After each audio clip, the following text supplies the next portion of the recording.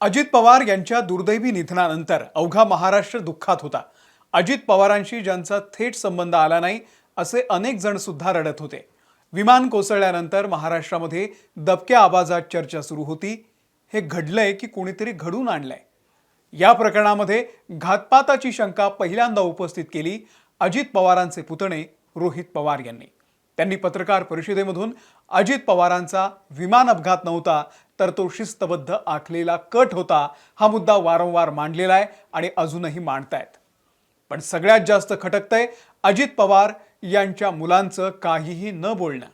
एकीकडे रोहित पवार साध्या FIR साठी यंत्रणांशी भांडतायत, कायद्याचा आधार घेऊन लढताना दिसतायत, पण दुसरीकडे उपमुख्यमंत्री सुनेत्रा पवार ज्या अजित पवारांच्या पत्नी आहेत त्या मात्र यावरती काहीही बोलत नाही। म्हटलं तर त्यांच्या एका शब्दावरती FIR दाखल होऊ शकतो। पार्थ पवार सुद्धा गप्प आहेत, त्यांनी तर यावरती चकार शब्दही काढलेला नाहीये। काल पार्थ पवार यांची राज्यसभेची उमेदवारी निश्चित झाली। अजित पवार गेल्यानंतर एकीकडे त्यांचा पुतण्या यंत्रणांशी लढत असताना मुलगा म्हणून पार्थ पवार यांची भूमिका अजूनही स्पष्टपणे समोर आलेली नाहीये। त्यामुळे एक प्रश्न जो महाराष्ट्राच्या प्रत्येकाच्या मनामध्ये आहे तो म्हणजे पार्थ पवार गप्प काय आणि रोहित पवारच हा मुद्दा घेऊन का लढतायत? सगळ्याच बाजूंनी आपण या व्हिडिओमधून बोलूयात। नमस्कार, मी अमोल किन्होळकर, आपण पाहत आहात महाराष्ट्र टाइम्स ऑनलाइन। राष्ट्रवादी शरद पवार पक्षाचे आमदार रोहित पवार यांनी VSR व्हेंचर्स ही विमान कंपनी, त्यातले संबंधित अधिकारी आणि विमानाचं बुकिंग करणाऱ्या एरो कंपनीवरती आरोप केले। धुकं असतानाही क्लिअरन्स देणं, ऐनवेळी पायलट बदलणं, VSR कंपनीवरती केसेस सुरू असतानाही त्यांच्यावरती DGCAनं कोणतेही निर्बंध न लावणं, VSRचे मालक आणि केंद्रीय उड्डयन मंत्र्यांचे असलेले संबंध, प्रफुल्ल पटेल यांनी फायलीवरती सहीसाठी अजित पवार यांना थांबवणं आणि त्याच वेळी अजित पवार यांना विमान बुक करायला लागणं, या सगळ्या घटनाक्रमावरती रोहित पवार यांनी सातत्यानं आरोप केले।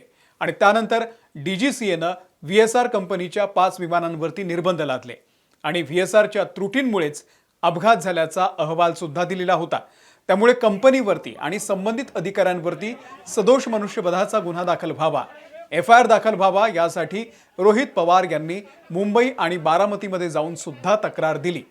मात्र दोन्ही ठिकाणी FIR दाखल करून घेण्यास नकार देण्यात आला। मुंबईच्या मरीन ड्राईव्ह पोलीस स्टेशनमध्ये तर FIR दाखल करणार नाही, जे करायचं ते करून घ्या अशा शब्दात DCP प्रवीण मुंडे यांनी सांगितल्यानं रोहित पवार त्यावेळी संतापले होते। माझा काका गेलाय, महाराष्ट्राचा एक मोठा नेता गेलाय, तरीही पोलीस FIR का दाखल करत नाही? यातच काहीतरी काळवेळ आहे आणि आमचा घातपाताचा संशय खरा ठरवणारा आहे असं रोहित पवार यांनी म्हटलेलं आहे। पण रोहित पवार ज्या तळमळीनं हे प्रकरण तडीस नेण्याचा प्रयत्न करतायत त्याच्या उलट पार्थ पवार शांत राहणं अनेकांना खटकतंय।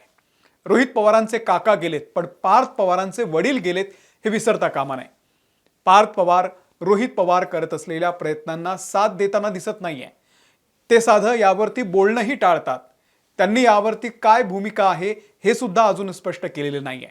नाही म्हणायला जय पवार यांनी ब्लॅक बॉक्सच्या डाटावरून आपली भूमिका स्पष्ट केली होती। लोकांच्या मनामध्ये जे प्रश्न आहेत त्याची उत्तरं मिळायला हवी, चौकशी व्हायला हवी अशी भूमिका जय पवारांची होती। पण पार्थ पवार मात्र शांत आहेत। रोहित पवार भाजपचे केंद्रीय मंत्री राममोहन नायडू यांच्या राजीनाम्याची मागणी करतायत। राज्यातलेही भाजपचे अनेक नेते रोहित पवार जे प्रश्न विचारतायत त्यावरती रिॲक्ट होत आहेत आणि यावरूनही रोहित पवार अनेकदा बोलले की मी जर VSR कंपनीवरती प्रश्न विचारतोय, DGCAच्या भूमिकेवरती बोलतोय, तर मग भाजपचे नेते डिफेंड का करतायत? त्याच भाजपसोबत अजित पवारांच्या राष्ट्रवादीची युती आहे, ते सत्तेत आहेत। उपमुख्यमंत्री म्हणून सुनेत्रा पवार यांचा शपथविधी झाल्यानंतर पार्थ पवारांना आता राज्यसभेची उमेदवारी मिळालेली आहे। संख्याबळ बघता ते राज्यसभेवरती जाऊ शकतात, केंद्रात मंत्री देखील होऊ शकतात। रोहित पवार थेट भाजपच्या केंद्रीय मंत्र्यांच्या राजीनाम्याची मागणी करत असल्यानं या सगळ्या वादात पार्थ पवार यांना पडायचं नाहीये का? भाजपसोबत सरकारमध्ये असल्यानं त्यांच्या बोलण्यावर, प्रश्न विचारण्यावरती मर्यादा येत आहेत का? रोहित पवारांनी प्रफुल्ल पटेल यांच्यावरती शंका उपस्थित केल्यानं आपल्याच नेत्यावरती पार्थ पवार बोलणं टाळतायत का? असे असंख्य प्रश्न या निमित्तानं विचारले जात आहेत। रोहित पवार काकांसाठी लढत असतील, एक साधा FIR दाखल व्हावा यासाठी आंदोलन करत असतील, तर वडील गेल्यानंतर पार्थ पवार यावरती रिॲक्ट का होत नाही हा प्रश्न सगळ्यांना पडणं अगदी स्वाभाविक आहे. पार्थ पवारांचं कोरेगाव पार्क जमीन घोटाळा प्रकरण अजून ताजं आहे. त्यांना क्लीन चिट मिळाली आहे आणि आता राज्यसभेचा मार्ग मोकळा झाला. त्यावरती सामाजिक कार्यकर्त्या अंजली दमानिया यांनी वारंवार प्रश्न विचारलेला आहे. पार्थ पवारांवरच गुन्हा दाखल व्हायला पाहिजे ही त्यांची मागणी होती, कारण पार्थ पवार हे व्यवहार करणाऱ्या कंपनीचे 99% मालक होते. तसंच राज्यसभेसारख्या ज्येष्ठांच्या सभागृहामध्ये पार्थ पवारांना का पाठवलं जातंय हा देखील त्यांनी सवाल विचारलेला होता. महाराष्ट्रातील त्यांचे ठोस सामाजिक आणि राजकीय योगदान नेमकं काय? जनतेच्या प्रश्नांवरती त्यांनी कोणती सातत्यपूर्ण भूमिका घेतलेली आहे? कोणतं आंदोलन, कोणती धोरणात्मक पुढाकार, कोणते लोकहिताचे काम त्यांच्या नावावरती आहे? राज्यसभेसारख्या गंभीर आणि प्रतिष्ठित सभागृहामध्ये पाठवण्यासाठी केवळ आडनाव पुरेसे ठरू नये, पात्रता, अनुभव, जनाधार आणि कार्याचा ठसा यावरच निर्णय व्हायला हवा. महाराष्ट्राच्या प्रतिनिधित्वाचा मान हा गुणवत्तेला मिळायला हवा, वारसा हक्काला नव्हे, असाही सवाल त्यांनी विचारलेला आहे. रोहित पवारांचा आधीच कोरेगाव पार्क जमीन प्रकरणामध्ये हात दगडाखाली आहे. राहता राहिला प्रश्न उपमुख्यमंत्री सुनीत्रा पवार यांचा, तर त्यांनाही 4 नेते कंट्रोल करत असल्याचा आरोप रोहित पवारांनी आजच केलेला आहे. राष्ट्रीय अध्यक्षपदी निवड झाल्यानंतर सुनीत्रा पवार यांनी काल पत्रकार परिषद घेतली, पण पटेल तटकरे यांनी त्यांना नीट बोलू दिलं नाही, त्यांना चांगली वागणूक दिली नाही, असाही आरोप रोहित पवारांनी केलाय. पत्रकारांशी संवाद साधताना आमदार रोहित पवार म्हणाले की अजितदादा असताना राष्ट्रवादी काँग्रेस पक्षावरती त्यांचा वचक होता. आता त्यांच्या निधनानंतर आपण सुनेत्रा पवार यांना कंट्रोल करू या भ्रमामध्ये राष्ट्रवादी काँग्रेसमधील काही जण आहेत. पण सुनेत्रा काकी या एक सक्षम महिला आहेत. थोड्या दिवसांनी त्या नेत्यांना त्यांची ताकद काय ते कळेल. नेता पक्ष कसा चालवतो हे कळेल.